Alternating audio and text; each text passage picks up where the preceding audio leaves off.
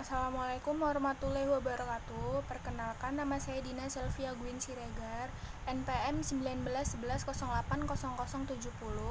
dari kelas G semester 3 jurusan Bimbingan dan Konseling Pendidikan Islam. Baiklah, di sini saya akan merangkumkan sedikit materi makalah saya yang berjudul Kelembagaan Pendidikan Islam. A. Pengertian lembaga pendidikan Islam. Secara etimologi, lembaga adalah asal sesuatu, acuan, sesuatu yang memberi bentuk pada yang lain, badan atau organisasi yang bertujuan mengadakan suatu penelitian keilmuan atau melakukan suatu usaha.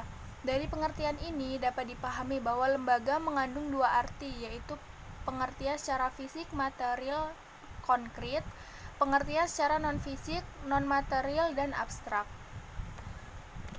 B. Tanggung jawab lembaga-lembaga pendidikan. Tanggung jawab lembaga pendidikan dalam segala jenisnya menurut pandangan Islam adalah kaitannya dengan usaha mensukseskan misi dalam 3 macam tuntutan hidup seorang muslim, yaitu 1.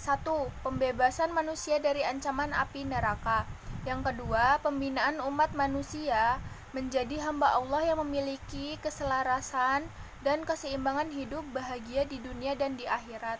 Yang ketiga, membentuk diri pribadi manusia yang memancarkan sinar keimanan yang kaya dengan ilmu, pengetahuan yang satu sama lain saling mengembangkan hidupnya untuk menghambakan dirinya kepada Khaliknya. C. Jenis-jenis lembaga pendidikan Islam. Berbicara tentang lembaga pendidikan sebagai wadah berlangsungnya pendidikan, maka tentunya akan menyangkut masalah hidup di mana pendidikan tersebut dilaksanakan. Untuk mendapatkan gambaran yang lebih luas tentang jenis-jenis pendidikan Islam harus ditinjau dari berbagai aspek, seperti yang akan dijelaskan sebagai berikut. Yang pertama, lembaga pendidikan Islam dilihat dari ajaran Islam sebagai asasnya. Yang kedua, lembaga pendidikan Islam ditinjau dari aspek penanggung jawab. Yang ketiga, lembaga pendidikan Islam dilihat dari aspek tempat dan waktu. D. Tripusat pendidikan. Di Indonesia terkenal pula tripusat pendidikan, yaitu yang pertama, lingkungan keluarga.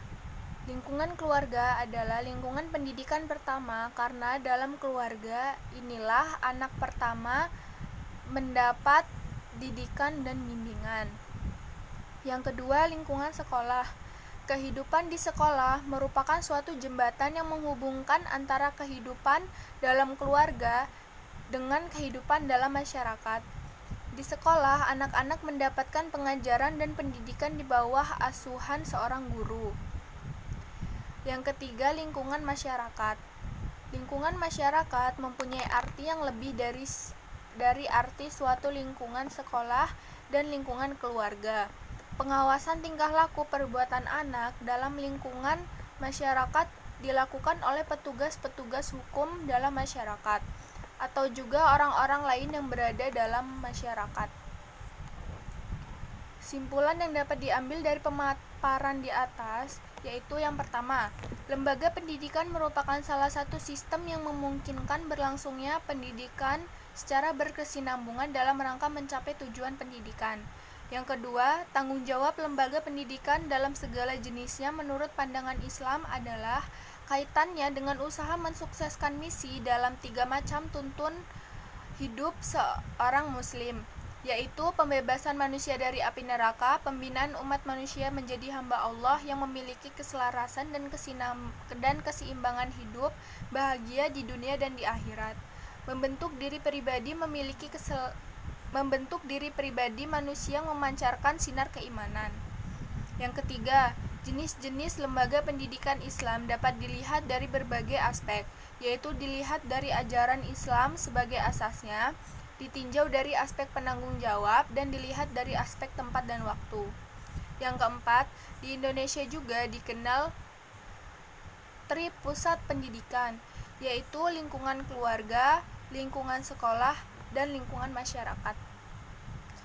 Mungkin cukup sekian rangkuman materi makalah yang dapat saya sampaikan. Kurang lebihnya saya mohon maaf dan kepada Allah saya mohon ampun. Saya akhiri, wabillahi taufik wal hidayah. Wassalamualaikum warahmatullahi wabarakatuh.